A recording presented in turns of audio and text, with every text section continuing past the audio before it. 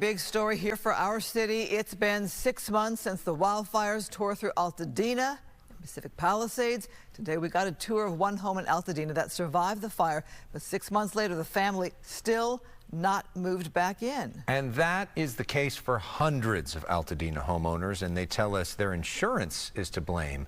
The Zamet family let us inside to see the ash that was everywhere in their home. Houses across the street burned down.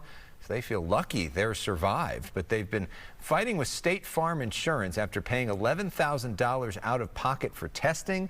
They discovered lead levels are 20 times higher than acceptable levels in their bedrooms. And with 2 kids, they're not risking it. But they say State Farm refuses to pay for the deep clean that's needed. The high levels of lead are not good for children, and we have high levels of lead in the house. So with that knowledge, we know that we can't move in until it's cleaned appropriately.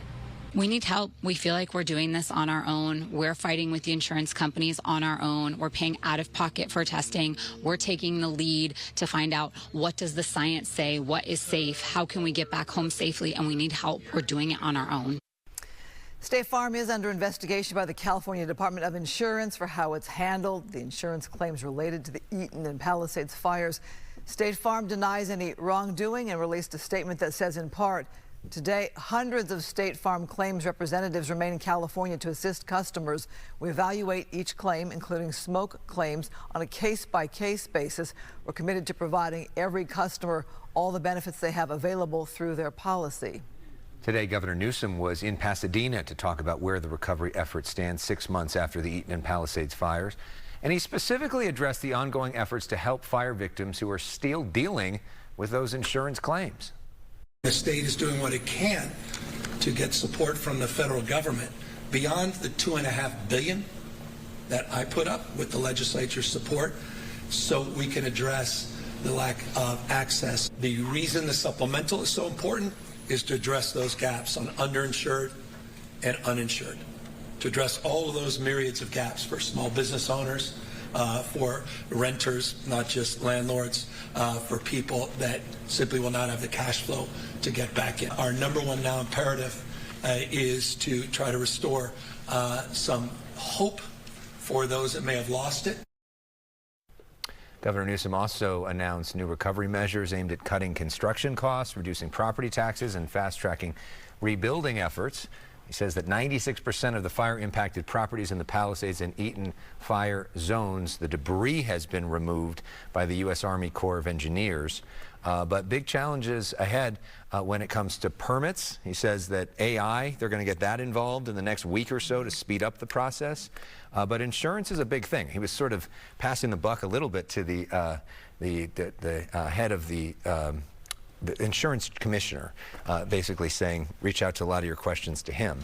He says it's not passing the buck. We should note that you were actually out there. We'll be following another story for us throughout the newscast today here at Fox 11. I'm just wondering what your takeaway was, having been out there and hearing everything. Well, it was interesting because this whole thing was supposed to be about the fires, but then it ends up being a lot about the rates and the Governor Newsom sort of attacking the Trump administration. That was happening while we were all there. So this weird sort of split screen moment of the 2 biggest stories we've covered this year, the fires and the raids coming together.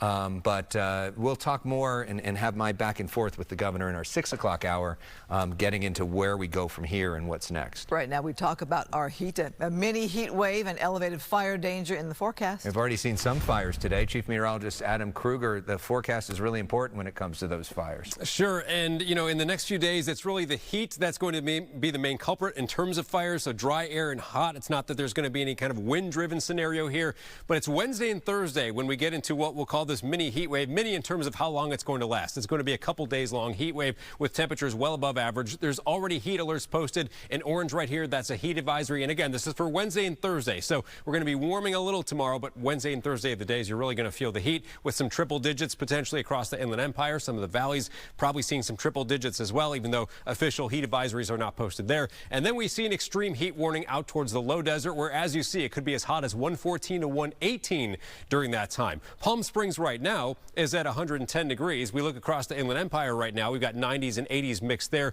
mostly 80s and a couple 70s across some of our valleys closer to LA.